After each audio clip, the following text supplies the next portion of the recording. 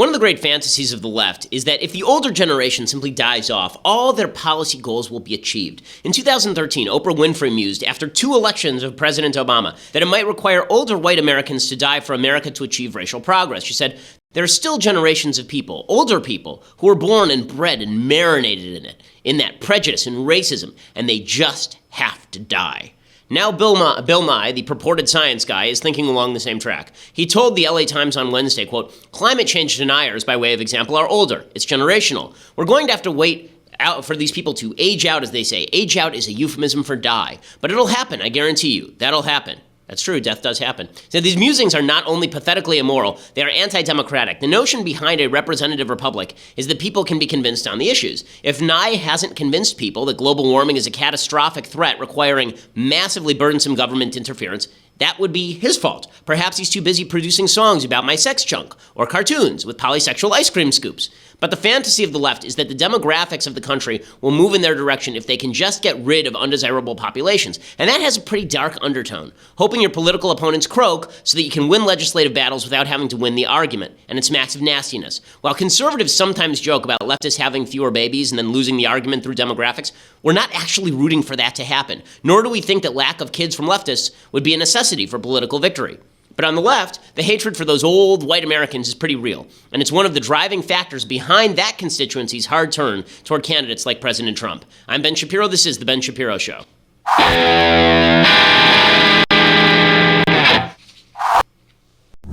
Alrighty, so we are going to get to everything that is happening over at UC Berkeley. I'll give you the update on that. I'm going to give you the update on everything that has happened. President Trump gave an ill-advised, shall we say, interview with the New York Times. We will talk about it. We will also be talking about the latest on Obamacare. But before we do any of that, first I want to say thank you to our sponsors over at Lyft. So right now, Lyft is looking for drivers. And the drivers at Lyft are the happiest drivers there are. I know because I use Lyft all the time. Every time, I never tell them that Lyft is a sponsor of the program. I always just ask them, how do you like driving for Lyft? And the answer universally is, really like it, and I make a lot of money on the side. And that's what Lyft is great for, because Lyft offers in-app tipping. When you drive for Lyft, you keep 100% of the tips. Drivers have been paid over $150 million in tips since the feature was introduced. I assume that's more than one driver. That's one super rich driver. Express Pay actually lets drivers pay almost instantly instead of you waiting for weeks, and they've taken the guesswork out of pickups. They have a new AMP device that uses color coding to help passengers find their drivers. You can make hundreds of dollars per week,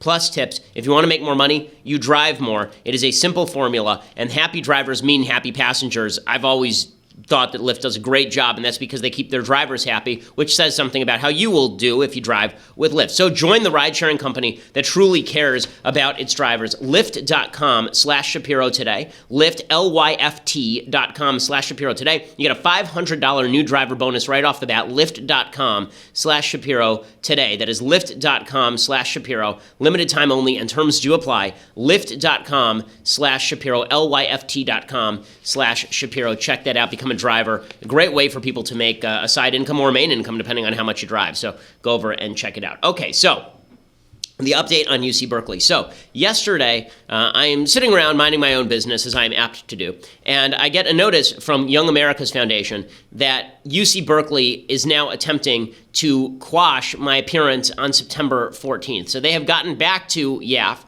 and they're now saying that they are not going to allow me to speak there on September 14th. They don't have the facilities. This was their excuse. They always have to come up with an excuse. They can't just say, he's conservative, we're not going to have him.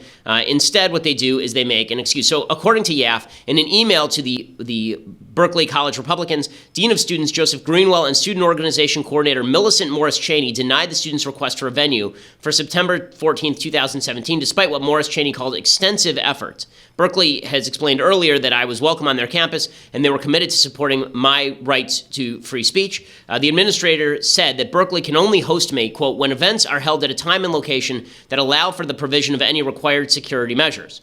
Well, that's pretty open-ended. They did not provide alternative dates, nor did they provide alternative venues. When YAF asked for excuses, meaning like, can you give us all of the people who are speaking in the venues that have over 500 seats that night, Berkeley apparently didn't even provide that. So right now what it looks like is Berkeley making an excuse for not hosting me on September 14th and then offering no alternative dates. Now, Berkeley says they're going to accommodate. They say that they are going to offer alternative dates, or they're going to allow us maybe to rent a different room, but they're going to have to do that. Otherwise, they're going to be hit with another lawsuit, because the fact is that the Bruin College Republicans, we all have a right to speak on the campus. They are a duly appointed student group.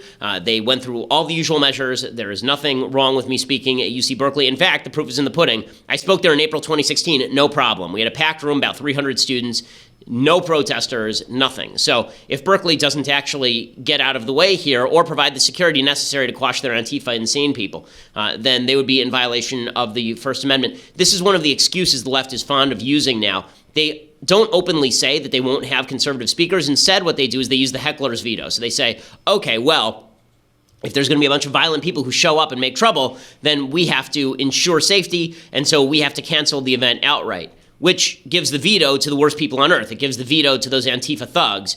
What it really incentivizes is a bunch of people on the right to do the same thing to left-wing speakers, right? Go out there and threaten violence, and left-wing speakers get canceled. It's horrible precedent. It's really bad. Now, I thought something was really funny. There was somebody who tweeted me yesterday, and they said, well, now that Berkeley's trying to quash you, aren't you upset with yourself that you didn't support the people who stormed the stage at Shakespeare in the Park?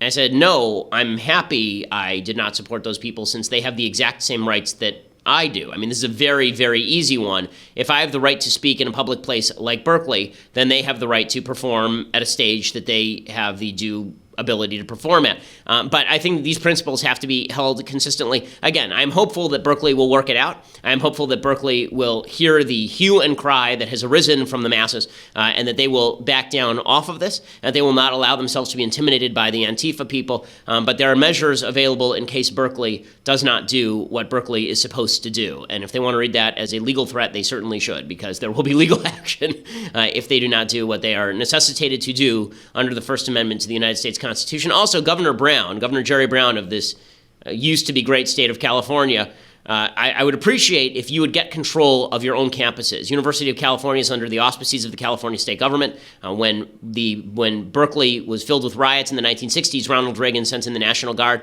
If Jerry Brown allows Berkeley to continue being a place where free speech is shut down, he is just demonstrating that he is wildly incompetent at his job and or helping out the worst form of anti-speech fascism in America that is happening on today's college campuses. So I'll continue to bring you updates as all this develops. I mean, honestly, Berkeley's so stupid for doing this. I'm supposed to testify in front of Congress next week about government shutdowns of free speech on college campuses. So I guess thanks to Berkeley for providing me material. So well done there, guys.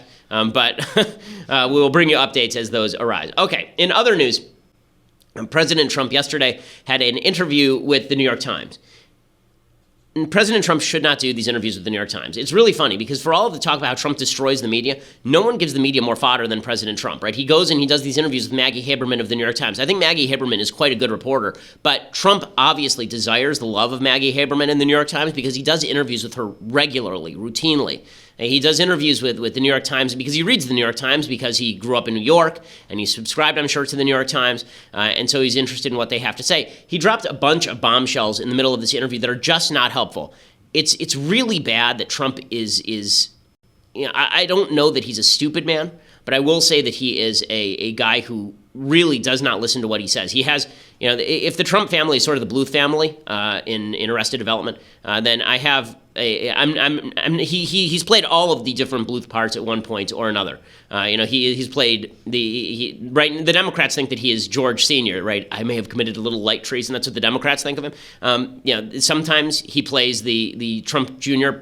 kind of Joe Bluth part. I've made a horrible mistake. Right now, he's playing, I think that he's actually playing Tobias Funke. And the reason that I say that is because Tobias, his whole problem throughout the entire series is that he says ridiculous things that he can't hear himself, right? Like, and then if he's confronted with tape, he still can't hear it. So he'll say things that are complete gay sexual connotations, and everyone around him hears it, but he doesn't hear it because he's incapable of hearing himself. I feel like that's what Trump does sometimes, because if you were a Democrat and you said, you know, it'd be awesome would be if Trump said X. Within 48 hours, Trump will be out there saying that thing, and he won't even understand that he's saying it. It's really amazing. You know, Trump says things that are honest and says some things that are true, and he says whatever comes to his mind first. And so that's not a good thing. Today actually is a perfect day for good Trump, bad Trump. Do we have access to good Trump, bad Trump? Good Trump, bad Trump, which one will we get today? Alrighty, so we'll get to good Trump in a little bit, but we'll start with bad Trump. So Trump does this interview with the New York Times, and he starts off by saying that he would never have picked Jeff Sessions for Attorney General if he had known that Sessions was going to recuse himself. The reason that this is intensely stupid is because if you want to suggest to people that you are trying to cover up some sort of crime with Russia, what you don't do is say, I really wish I had an Attorney General who hadn't recused himself so he could protect me from the investigation into Russia. This would be the thing that you wouldn't say. So naturally, Trump, being Tobias Funke, just says it and doesn't even really understand what he's saying. So here he is, Donald Trump, analyst, therapist. Gets the job. Right after he gets the job, he recuses himself. Was that a mistake? Well, Sessions should have never recused himself. And if he was going to recuse himself, he should have told me before he took the job, and I would have picked somebody else. Mm-hmm. He gave you no heads up at all in any sense. Zero. Okay. So Jeff Sessions takes the job, gets into the job, recuses himself. I then have, which frankly, I think is very unfair to the president. How do you take a job and then recuse yourself? If he would have recused himself before the job, I would have said, thanks, Jeff, but I can't, I'm not going to take you. It's extremely unfair, and that's a mild word, to the president. So he recuses himself. Okay, so clearly Trump is very upset about him recusing himself over the Russia thing. So to be fair to Trump, the fact is that Barack Obama used Eric Holder as his shield and sword the entirety of his administration. He called Holder called Barack Obama his wingman. They said they were like best buddies. They used to hang out. And obviously, anytime Holder needed to be protected when he was in contempt of Congress, Obama stepped in and asserted executive privilege to protect him. So it's not unwarranted that Trump thinks the AG is supposed to be sort of his protector, but it's not good, right? You're now suggesting that there's something that is really terrible that's going to happen because AG Sessions recused himself on Russia. And by the way, AG Sessions is a very active attorney general. He's really ratcheted up prosecutions on illegal immigration. He's done some things that are not so good either. Like yesterday, he came out and he really ratcheted up the idea of asset forfeiture. Asset forfeiture is this unconstitutional notion that if you arrest somebody and you don't even charge them, then you can just seize their property, which is really quite awful. But Sessions is a very active AG. His job is not entirely the Russia investigation. If Trump is saying that the sole qualifier here was going to be that the AG was not able to investigate the Russia thing and that he would have left Sessions out in the cold if he had known that, what it's going to suggest to people is that you wish that Sessions were there to protect you. Right now, I don't know if that's what Trump wishes, but that's certainly the connotation of what he is suggesting. Okay, then he goes further with this. He says, I really would prefer if Robert Mueller, who is the special prosecutor, he shouldn't look into my family's finances. Okay, this is just, again, remember, Robert Mueller was only appointed not because AG Sessions recused himself, but Sessions recused himself, and then Trump fired Comey. In order to fire Comey, if you remember the former FBI director, in order to fire Comey, he requested a letter from Rod Rosenstein, who is the deputy attorney general. Sessions couldn't write the letter, supposedly, because he was recused on the Russia stuff. So he had Rod Rosenstein write the letter. Now Rod Rosenstein is involved in the firing of Comey, and so now when Comey comes back at Trump, and he says, you fired me as basically part of a cover-up on the Russia stuff, now Rosenstein has to recuse himself, and that's how you get the special prosecutor, Robert Mueller, who Rosenstein appointed. Trump is now angry at Rosenstein because he says Rosenstein is a Democrat. He's angry at Sessions, and he's very angry at Mueller because he thinks that the special prosecutor is going to exceed his mandate, which, by the way, he's not wrong about. Mueller is going to exceed his mandate. I'll discuss that in a second. But what Trump says here is so not smart. It's just not smart. Again, it's Tobias Funke. It's somebody saying something that he doesn't hear, and it's not good. Mueller was looking at your finances, your family's finances, unrelated to Russia. Is that a red one? Would that be a breach of what his actual I would say charge yes. Yeah, I would say yes.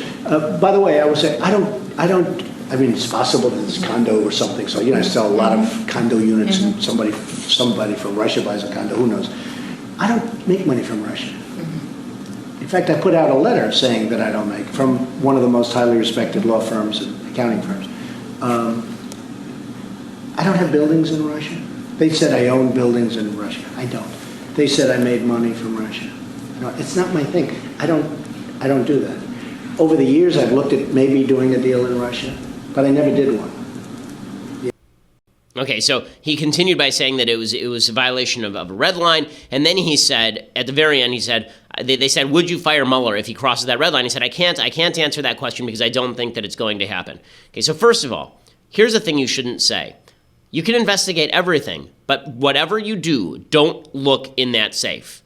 Right? This is not the way that you're supposed to. If you want to avoid an investigation, this is unless you're Lex Luthor and you actually hid the kryptonite inside the lead encased box, and you're actually trying to get Superman to open the box. You don't actually want to say this, right? This is like, the police. The police come into your apartment and they say, "Can we search your apartment?" You say, "Absolutely, you can search my apartment. Just don't search under the floorboards in my closet." Like, what do you think is the first place they're going to search? Obviously. What do you think is the very first place they're going to search? This is the place they're going to search, obviously. So it's really not particularly smart for Trump to say, don't look at my finances. Look everywhere, but whatever you do, don't look at the finances. Just don't do it. I'll be mad if you do it. Okay, where do you think Mueller's going to look now? And naturally, this morning, there's a report out that Bob Mueller, where is he looking? Oh, yes, at Trump's finances. Quote, the U.S. Special Counsel investigating possible ties between the Donald Trump campaign and Russia in last year's election is examining a broad range of transactions involving Trump's business as well as those of his associates, according to a person familiar with the probe. FBI investigators and others are looking at Russian purchases of apartments in Trump buildings, Trump's involvement in a controversial Soho development with Russian associates, the 2013 Miss Universe pageant in Moscow, and Trump's sale of a Florida mansion to a Russian oligarch in 2008, the person said. So I want to discuss what Trump is right about here and what he's wrong about, because he's not entirely wrong. I think that this is going to end with Trump firing Mueller. I think that this is going to get to the point where Trump gets so annoyed that he just fires Mueller, and it will be really fascinating to see what happens next. But I think that it will be, but I don't think that he's entirely wrong to be suspicious of what Mueller is doing. I'll explain that in just a second. But before I do that, I want to say thank you to our sponsors over at My Patriot Supply. So the fact is that in any situation, natural disaster, terrorist attack, economic collapse, any bad situation, people tend to panic. And when people panic, they go to the grocery store, they buy out the shelves, and there's no food, and there's disaster preparedness, in other words, is something that you and your family deserve. Here in California, we have earthquakes. They recommend that you're supposed to have food on hand, water on hand, your flashlight, your rate, all these things you're supposed to have. Most people don't have them. This is true across the country. You should certainly be prepared in case there is some sort of disaster that necessitates that you have some emergency food storage. So right now, if you go over to my friends at My Patriot Supply, you can get their new survival food supply for just $99. It includes 102 servings of breakfasts, lunches, and dinner for less than $1 per serving. Order now, 888-803-1413, 888-803-1413, or online at preparewithben.com. Again, it's $99 for 102 servings, so it's a great price. Preparewithben.com. You buy it, you stick it in your closet, you forget about it until you need it, but then you're the only one who's prepared. Preparewithben.com. And that way, you know that if there's something bad that happens, you're always going to be confident that you can handle it. 888-803-1413 or preparewithben.com. 102 servings. I mean, that means that you're going to be able to feed your family for weeks. So that's a fantastic deal. Again, it's something that every family should have. And people at the office here have tried it. They say that it tastes like home cooking, so it's actually good. It doesn't taste like garbage. It tastes really good, apparently. So go over to preparewithben.com, 888-803-1413, and get your emergency food supply just in case something bad should happen. $99 is not a high price for peace of mind. Okay, so here's where Trump is right about Robert Mueller. And the entire left is suggesting, how dare Trump? How dare he even suggest all these things? Okay, so Andy McCarthy has a really good piece today over at the Journal of American Greatness, which is basically the Trump Defense Journal. But Andy McCarthy is an honest thinker, so this is not just a knee-jerk Trump defense piece. And he says that the problem with the special counsel, he's been saying this all along, is that the investigation that Mueller is now engaging in is too broad-ranging to actually pick up on the original mandate. You remember, the original mandate was to investigate whether the Trump campaign colluded with the Russians in cyber hacking, the DNC, and then releasing emails. That was the original mandate. It is now expanded to include Trump's finances, Trump's associates.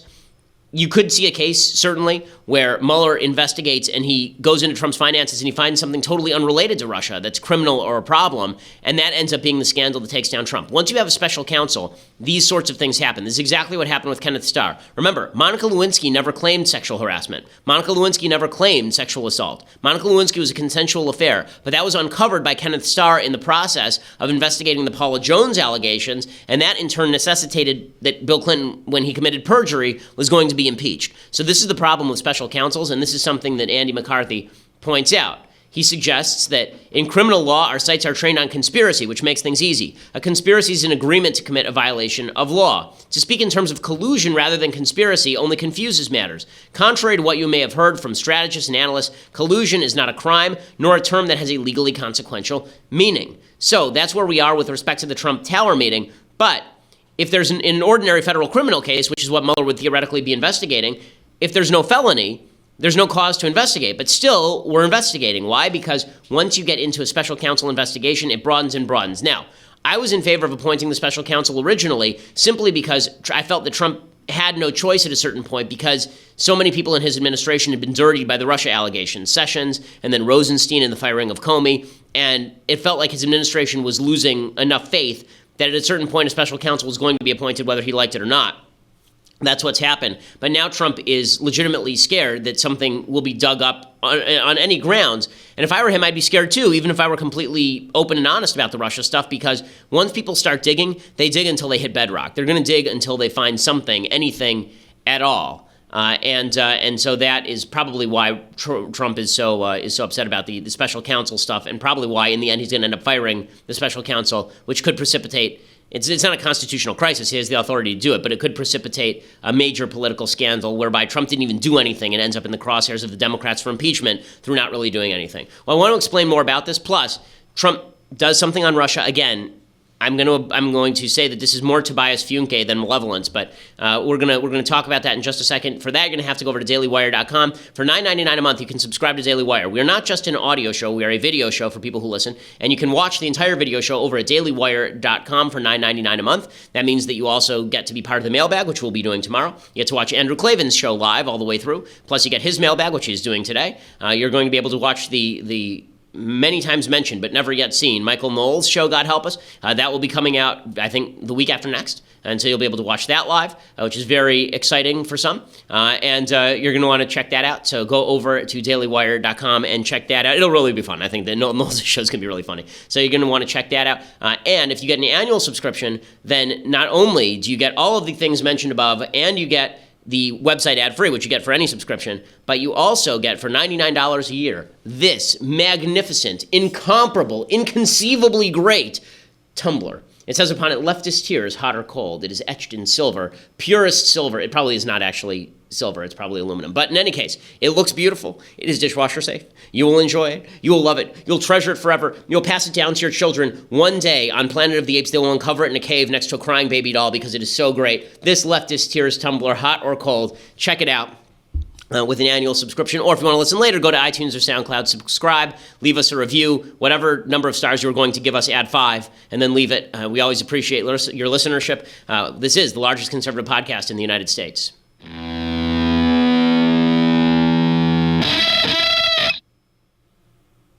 Okay, so Trump, again, I think he says things without thinking about them that can be read in two ways. One is as completely innocent. Tobias Funke is not, in fact, an anal rapist. He is an analyst therapist, right? And then it could be read in, like, the most awful of possible ways. So Trump, last night, he is asked about this second Putin meeting. So the media has been making a big deal out of the fact that at this big dinner, there was this big dinner with all of the G20 leaders and their spouses, and Trump, halfway through the dinner, his wife is sitting apparently next to, Melania is sitting next to Putin. He is sitting next to the First Lady of Japan, and he gets bored, and he walks over and he sits down next to Melania and Putin and proceeds to engage with them. He said it was a brief meeting. Everybody there says it was like an hour, and nobody from the U.S. government was there, so we don't know what was said. We only know what Trump says was said. I think, by the way, the funniest thing about this is legitimately funny, is that apparently the First Lady of Japan was sitting next to Trump. In his interview with the New York Times, he said, yeah, I was sitting there next to her, and she didn't really speak English. She didn't speak. It turns out she is fluent in English. So she was legitimately, apparently, pretending not to speak English so she would not have to talk to Trump, which is... That's funny. Okay, I'm sorry. That's really funny. So he goes and he sits down next to Melania and Putin. And people are saying, what are you talking about for an hour? And Trump uses legitimately the worst excuse available. He says, I talked about Russian adoption with Vladimir Putin. That's what we talked about for an hour. Toward dessert, I went down just to say hello to Melania. And while I was there, I said hello to Putin. Really pleasantries more than anything else. was not a long conversation, but it was, it could be 15 minutes, just talked about things. It was very interesting. We talked about adoption. You did. Russian adoption, yeah. I've always found that interesting because, he ended that years ago. And I actually talked about Russian adoption with him, which is interesting because that was a part of the conversation that Don had with this meeting that I think, as I said, most other people, when they call up and they say, by the way, we have information on your opponent. I think most politicians, I was just with a lot of people, they said, who wouldn't have taken a meeting like that? Don't do that. Okay, so here's why you don't do that. Donald Trump's original excuse about the meeting with the Russians was that it was about Russian adoption. It turned out that was bull. Now Trump is being asked, what was your meeting about? He uses the exact same excuse his son used that turned out to be bull. Can't you make up anything else? Say the weather, our kids, jiu-jitsu, riding horses bareback, fighting bears, bathing in antler blood, which apparently Putin does. Do any of those things, right? You can do any of those things, but instead you go directly to the excuse that your son used that turned out to be false within 48 hours. Why? Why, God? Why? President Trump, please, for the love of God, please just no. There are things called teleprompters. Okay, I understand you don't like using them, but you're so much better when you use the teleprompter. He's given some great speeches on teleprompter. He spoke in front of a joint session of Congress, terrific, on a teleprompter. He spoke in Saudi Arabia, not my favorite speech, not a bad speech, on teleprompter, great. Spoke in Poland, terrific speech, on teleprompter. He does not have a teleprompter for these interviews. His lawyers must just be thinking, oh God, he's going to talk to the New York Times again. No, don't do it. Please, don't do it. Okay, and then Trump follows this up by saying, Jim Comey tried to blackmail me. Okay, so his suggestion is that Comey basically was trying to coerce him into doing something, but doesn't make clear what it is that Comey wanted. So here's Trump. He also had some really fascinating choice words for former FBI Director Comey. He sure did, and as we know, he has had any number of choice words about James Comey for some time, but he was very specific that he, believed that Comey was trying to essentially get leverage over him with that dossier, making all sorts of wild allegations about President Trump and his appearance in Russia in 2013. As we know, he was not happy with Comey for quite some time. Long before he actually fired him, there had been some belief that he might even fire him immediately upon taking office. He believes Comey did that in order to get leverage over him to keep his job? Essentially, the Comey wanted to keep his job, and that was the point in showing it to him. Again, the president feels sort of vindicated, as I think you have seen him say publicly, that Comey had to acknowledge under oath that he had told the president 3 times that he was under investigation. He said he would not say that publicly because it might change. The president just doesn't accept that as an answer. Now listen, Comey is a political actor, no question, but when he says that Comey was trying to blackmail him with the dossier, we have to go back in history. Originally, what Comey said is, I presented this dossier. You remember BuzzFeed released the dossier, which was full of false information about Russian pee tapes and stuff, and about Trump being peed on by prostitutes and all that sort of nonsense. And Comey said, I presented that to the president because it was going around Capitol Hill. I wanted him to be aware of it. I wanted him to be aware that it was being investigated and that we had no proof that any of it was true. And now Trump is saying that that was supposed to be leverage, like that was going to be released by Comey. He doesn't have any proof of that. And what it more looks like is, again, that he's in some sort of poop fight with Comey than that he's actually rightly trying to defend himself. There's 2 things that are happening here.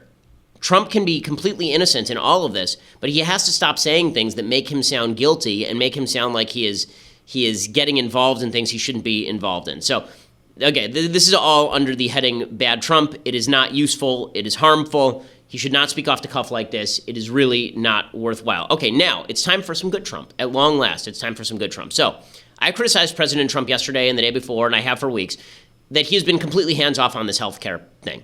He's been very hands-off on healthcare policy. And it makes sense that he's hands-off on the healthcare policy because the truth is he doesn't know what he's talking about when it comes to health insurance policy. If you ask him what's in the health insurance bill, there is no one in America who thinks that Donald Trump is an expert on what is in Trump Care Part 1, Part 2, Part 3, what's in Obamacare, what all these things do. In fact, there's a poll out today that shows that nearly 2/3 of Americans, 62%, now think that the federal government's job is to ensure that all Americans have health care coverage. Okay, so they all agree with Bernie Sanders, 62%.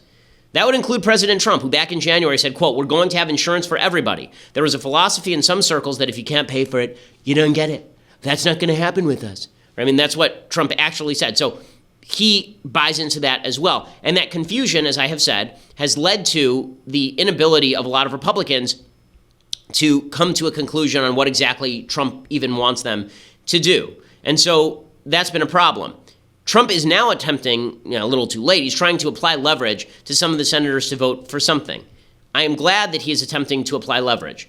The big problem is that if you apply leverage without knowing what you're trying to leverage people into, it makes it sort of difficult. So here's what Trump is doing that is right. He is trying to apply leverage. Yesterday, he had a bunch of senators to the White House, and he started getting rough with them on camera, and here's what it looked like. We can repeal, but we should repeal and replace, and we shouldn't leave town until this is complete, until this bill is on my desk, and until we all go over to the Oval Office. I'll sign it, and we can celebrate for the American people. Thank you very much. Thank you. Thank you very much. Okay, so he then continued along these lines by openly threatening Senator Heller. Senator Dean Heller from the state of Nevada is a moderate. He does not believe in full repeal, basically, or at least he's made noises along those lines. And Trump actively warned Heller, if you don't do what I want, then you might not be a senator for very long. I think I have to get him back. That's right. I refuse. Heller's sitting next to him. Watch his face. It's you really didn't funny. go out there. This was the one we were worried about. You weren't there, but you're going to be. You're going to be. Look, he wants to remain a senator, doesn't he? Okay. And I think the people of your state, which I know very well, I think they're going to appreciate what you hopefully will do. And Heller looks like, I just want to crawl in a hole and die. But here's okay, so it's good that Trump is applying pressure. What would be better is if Trump were applying pressure toward a particular actual standard. So the problem is this. Let's say that you're a congressperson, you're a senator, and you're presented with a bill. And the bill contains some good stuff and it contains some bad stuff. What do? Do you vote for it or do you vote against it? Now, Trump might like the bill, but he also might not. So you might say, okay, you vote for it because Trump is going to use his leverage, as I have been suggesting he should do. He's going to use his leverage to harm me if I don't do what he wants, right? That would be the idea. Except that a bunch of Republicans voted in the House in favor of Trump Care Part 1, and Trump had a big celebratory meeting at the White House. And then 3 days later, he came out and said that the bill was mean, mean, mean. Why would you put yourself on the line with your own constituents to vote for an unpopular bill that has 20% approval rating under the auspices the president's going to pressure you if you know that he's going to stab you in the back the minute everything goes south? So the president, in order for a threat to work, right? If I were to threaten Mathis, if I were to say, Mathis, if you do something, if you do X, I'm going to fire you. I have to define what X is, right? So that Mathis knows not to do it. If I were to say, Mathis, you have to make me look good on the show or I'm going to fire you, then it's Mathis's job to make me look good on the show. And there's only so much he can do, but he does the best that he can. If I were to say to Mathis, however, Mathis, do some stuff or I'm going to fire you. Some stuff, and it's going to get done, or you may not have a job tomorrow. Mathis may not sleep particularly well, but Mathis is not going to know what the hell to do, right? Is he supposed to use the camera in a particular way? Is he supposed to cut to a particular clip? Is he supposed to make sure that all the clips are cut to their specified length? What is he supposed to do? He doesn't know. In order for a threat to work, you have to have a natural action and then a consequence to that action, right? If you do X, I will do Y. What's the X here? Trump says repeal and replace, but that's super vague. Because they're not going to pass a pure repeal, it appears. It appears that they don't have the votes for this. Lamar Alexander, the senator from Tennessee, he says we don't have 40 votes to just repeal Obamacare. I'll explain why this is the case in a second, but here is Lamar Alexander from Tennessee saying exactly this. Senator McConnell. But it's obvious to me, number one, that the president favors repeal and replace. Of course, we can't repeal it all. We're repealing parts of the Affordable Care Act and replacing it with parts we think will improve it. And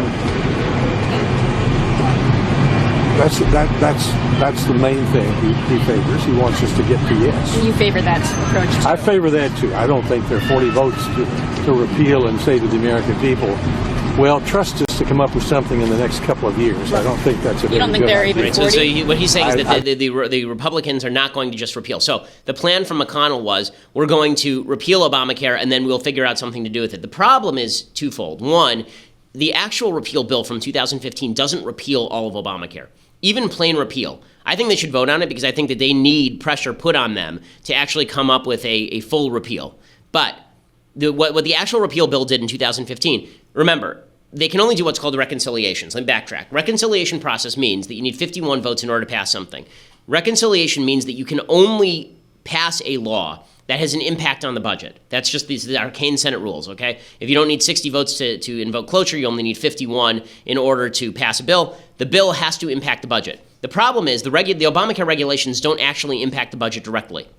So it's kind of hard to use reconciliation in order to get rid of all of Obamacare. You end up keeping a lot of the regulations but getting rid of the subsidies and the taxes.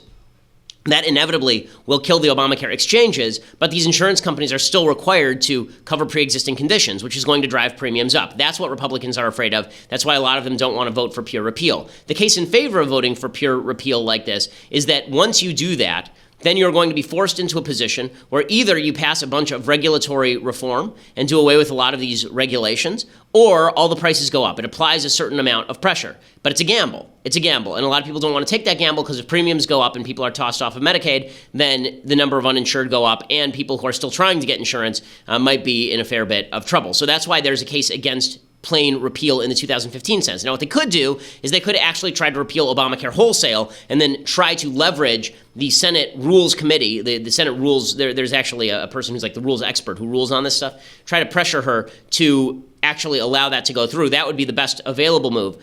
But the Republicans are now stuck between a bit of a rock and a hard place. But when they say repeal and replace, that's not clear what they mean. It's like when people say immigration reform. It's a buzzword. It doesn't mean anything. Is immigration reform strengthening our immigration system, or is it weakening our immigration system? What does it mean to repeal and replace? Does it mean that we're going to get rid of Obamacare, or does it mean that we're going to replace Obamacare with Obamacare Part 2? And so this is why even Trump is unclear on this. The Republican caucus is unclear on this. Nobody knows what they want to do. So when Trump tries to apply pressure to a caucus that doesn't know what it wants to do, and he doesn't know what he wants to do, you end up with this sort of wild confusion.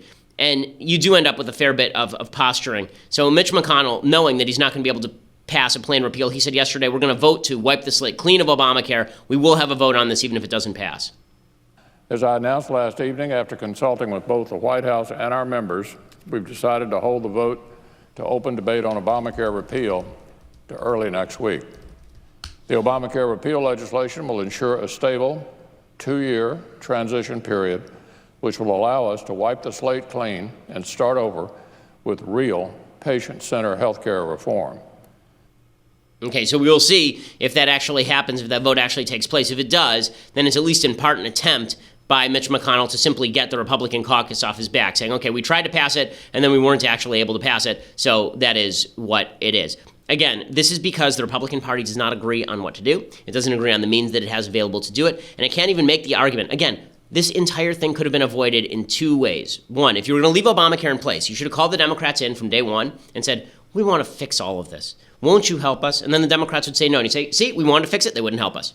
Right? That was the first way to do this. The second way to do this was to say, we want to repeal the entire thing wholesale, and we are going to work continuously to do that, and then say, okay, we don't have the votes to do it.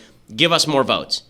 Right? But to do this sort of repeal and replace routine where it's all bollocksed up and you don't know what your goals are, you end up in a bad position. And instead what you're going to end up with is Democrats claiming that you are the scourge of the world, which is what Democrats like Cory Booker are doing. The senator from New Jersey says it's all sinister and evil. It's just terrible, terrible, terrible. I mean, that's not just cynical. It's actually sinister. Here's a guy that promised consistently that he was, hey, only I can fix this, that I'm the guy, that I'm going to make health care for everybody, I'm going to make it affordable. Oh, it's going to be, I think the word he used was terrific. Well, he's completely abdicated that responsibility, that completely broken that promise. He outsourced this health care process to people like Mitch McConnell and Paul Ryan, and didn't even try to reach out to one Democrat in the Senate. Didn't call one Democrat, didn't call us up to the White House to try to work with us. A great deal maker failed to make a deal. Yeah. And so now he's just saying that I'm going to imperil 30 million Americans. If Obamacare fails, it's not just people going to say, hey, policy doesn't just fail. That means Americans will get hurt badly. And you'll see very devastating things happen. So that's not just a cynical way that's violating his promises. That's sinister. It is, and it's evil to plot against Americans like that. Okay, so this is the case that Democrats are going to make. and Republican incompetent. It's going to be a little bit of a hard case, but we will see, how it works. Daniel Horowitz has a piece today in which he talks about how to defang Obamacare even without full repeal. It's pretty good. You should check it out over at Conservative Review. He talks about cost-sharing associations and forcing people to post their prices on particular costs so we can actually have some open competition. All of these are good ideas. There are lots of good ideas that can be brought to bear, but Republicans have to decide what they want to do, and Trump has to decide what he wants to push. Okay, time for some things I like, things I hate, and then we'll do the big idea. So before we do that, actually, I first want to say thank you to our sponsors over at Beachbody On Demand. So, have you ever looked at this right here and thought, how did that become so magnificent? I, of course, am pointing to my own magnificent physique. Well, one of the ways it became so magnificent is by using Beachbody On Demand. Of course, there are people who are much better examples, and you can see all of them working out at Beachbody On Demand. You can try out all of their courses. It's all of the courses that you've heard of, right? It's P90X and Insanity and 21-Day Fix. And when you go to Beachbody On Demand, then you can get all of these courses with a free trial membership right now. So whenever I travel, I use Beachbody On Demand because I try to work out every single day, which is, of course, why I am such a beautiful hunk of humanity. But when you're on the road, it is great. When you are at home, it is great. You don't need any equipment. They give you a wide variety of workouts, so you never get bored. That's always been my problem, is that when I work out, I get bored. It's why I can't get on a treadmill and just run for 8 miles. I need a new workout all the time, and that's why Beachbody On Demand is so fantastic, because they have legitimately hundreds of different options for you to use, and it's just great. So Beachbody On Demand gives you the ability to stream these hundreds of workouts. Again, I've used P90X before. It's fantastic. It's become world famous, of course. They also have recipe videos showing you what you can eat, how to cook kid or vegan, even vegan-friendly meals if that's your game, and you can practice your bartending skills even. So they have all of these courses available to you at Beachbody On Demand. All you have to do is text Shapiro to 303030. So you go to your phone, type in 303030, and then text Shapiro and get full access to the entire platform for free right now. And it gives you step-by-step program guides, workout calendars, hundreds of courses, recipes, workbooks. I mean, just fantastic all the way through. Shapiro 303030. You text it to 303030. You get that free trial membership, and you have access to all of these things, whether you need to lose weight or whether you just want to tone, whether you're a big fatso and you just want to make sure that you don't die in the next year, then texting Shapiro to 303030 is the way to do it. You get Beachbody On Demand, and check it out. And that also lets them know that we sent you. Okay, time for some things I like, some things I hate, and then the big idea. So, things I like. So John McCain was diagnosed really tragically with brain cancer, and a lot of scummy, disgusting human beings are today tweeting out things like they're happy that he got brain cancer because they disagree with him politically. Okay, first of all, let it be said, John McCain is not a terrorist supporter. John McCain is not an evil person. He's not somebody that you would shoot. He's not somebody that it would be appropriate. He's not an evil man, and you're not at war with him. So stop with the crap about how you want John McCain to die. Okay, what you would really prefer is for John McCain not to be elected, right? You'd prefer for John McCain not to be elected. But that does not mean that you should be wishing death on a guy you disagree with. Listen, I disagree with John McCain on a lot of things. Okay, I thought campaign finance reform was terrible. I think that some of his foreign policy is not great. But the scummy people who are suggesting that John McCain ought to die, just scum of the earth. So today, in honor of John McCain, things I like. Faith of My Fathers is John McCain's autobiography. It's his memoir, all about his family and his time in Vietnam. It's actually a really good book with Mark Salter, and it's a shockingly good. It's a shockingly good memoir, which is.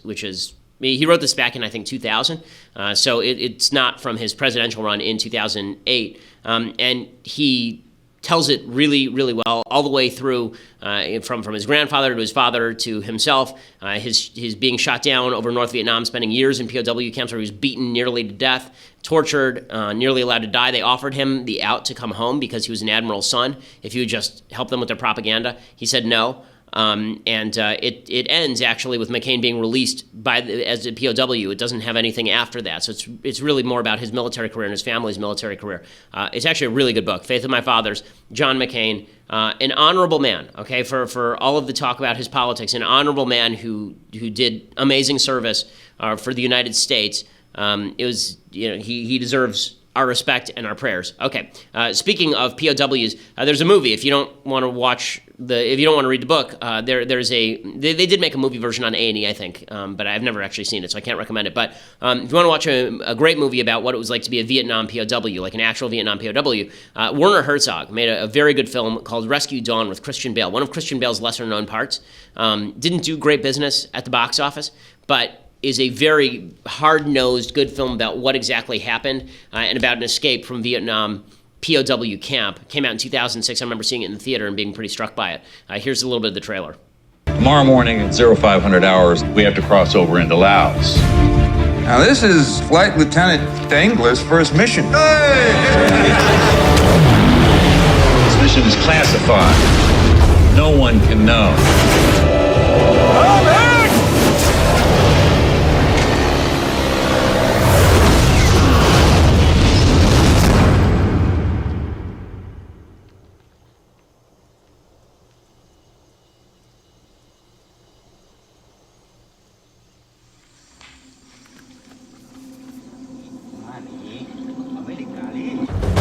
Why are you in this war against us? I never wanted to go to war. I only wanted to fly. You should sign this. I love America. America gave me wings. I will not sign it. Absolutely not.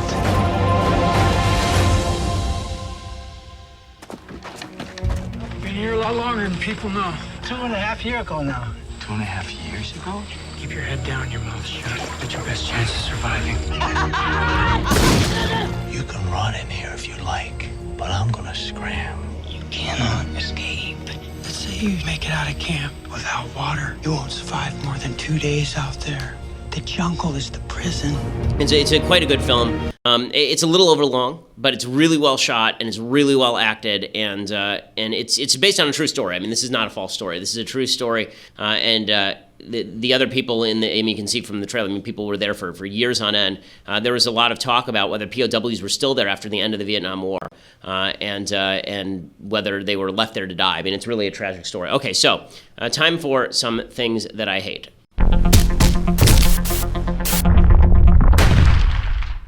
Okay, so as you know, I'm a big Game of Thrones fan. I think Game of Thrones is the best show on TV. I don't think that it's particularly close. The only other competitor is probably Man in the High Castle, which is really terrific from Amazon.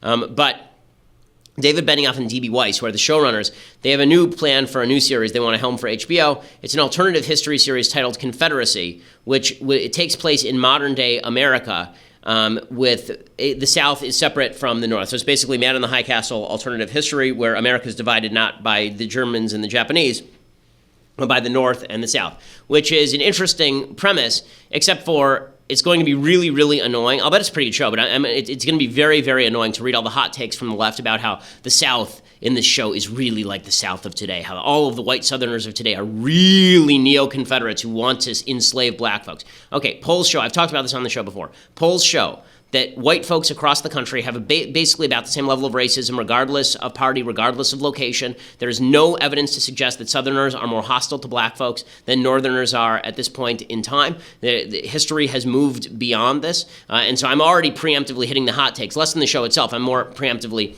hitting the hot takes themselves because that's going to be really irritating. They're going to do exactly what they did with The Handmaid's Tale. They're going to suggest that this is really about modern-day America. It's not really about what would have happened. It's about us. We are secretly just like these people. I mean, it's a compelling question. What would have happened if the South had won the Civil War?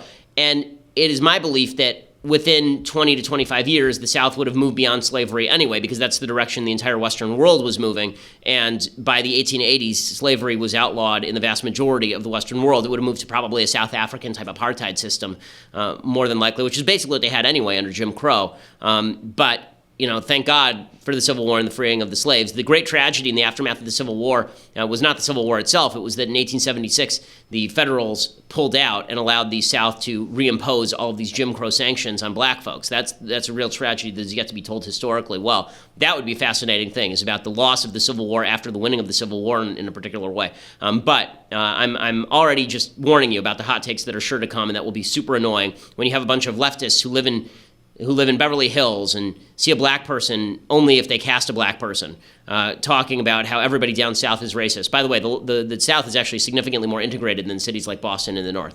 Okay, one more thing I hate. We'll skip Big Idea today because we just ran out of time, but one more thing that I hate. So As you know, I'm not a big fan of kissassery. I do not like sycophancy. I'm not a fan of it. Chris Kobach is the secretary of he's the Kansas Secretary of State, and he works closely with the White House. And he was asked about he's leading up Trump's voter fraud panel, and here is what he had to say. He was asked, "Did Trump actually lose the popular vote?" And here was his ridiculous answer. Do you believe Hillary Clinton won the popular vote by 3 to 5 million votes? You know, we may never know the answer to that. Fraud? We will probably never know the answer to that question, because even if you could prove that a certain number of votes were cast by ineligible voters, for example, is that why you wouldn't know. Is that why this commission voted. exists? Because the president believes that he would have won the popular vote? I'm glad you asked that question, because actually that is not the reason the commission exists. It's not to justify, to validate or invalidate what the president said in December or January. Okay, stop it. About So if the commission doesn't exist to validate or invalidate what the president says, why don't you just say what everybody knows is true? Trump lost the popular vote. Who cares? He's the president. Stop it. Okay, if you're going to do this routine where you don't know who voted for what, then maybe Trump lost. Right? If you're going to say that there was voter fraud and you don't know who voted for what, Trump's margin of victory in the 3 states that he won, Wisconsin, Michigan, and Pennsylvania, right? His margin of victory there was like 100,000 votes. Okay, it's a lot easier to make the claim that voter fraud swung 100,000 votes than that it swung 3 million votes. But again, if I'm all in favor of a voter fraud commission that looks into registration of people who are dead and people who are registered in more than one state. I think that is a worthwhile thing to do. What I do not think is a worthwhile thing to do is to place that on the tentative grounds, and when I say tentative, I mean baseless grounds, that Trump actually won the popular vote. That's just silly, and there's no reason to do it. Okay, we'll be back here tomorrow. Tomorrow we will have the mailbag, and we'll do that. It should be awesome. We'll fulfill all of your life longings at that time. I'm Ben Shapiro. This is The Ben Shapiro Show.